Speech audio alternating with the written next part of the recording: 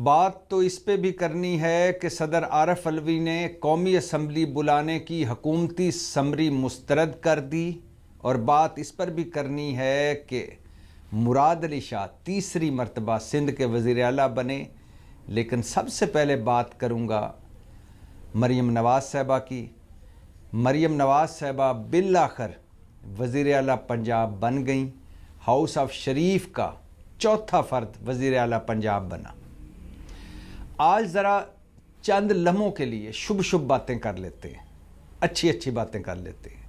आज मरीम नवाज़ साहिबा की वो फ़र्ज़ी कहानी नहीं दोहराते कि मैं जब जेल में थी तो फ्राई पैन से कपड़े इस्त्री किया करती थी। यानी फ्राई पैन से कपड़े इस्त्री करना। एक तरफ वो कह रही थी कि मैं जेल में थी और डेथ सेल में थी, वहाँ फ्राई पैन मिल गया, और फ्राई पैन इतना गर्म करने का भी कोई तरीका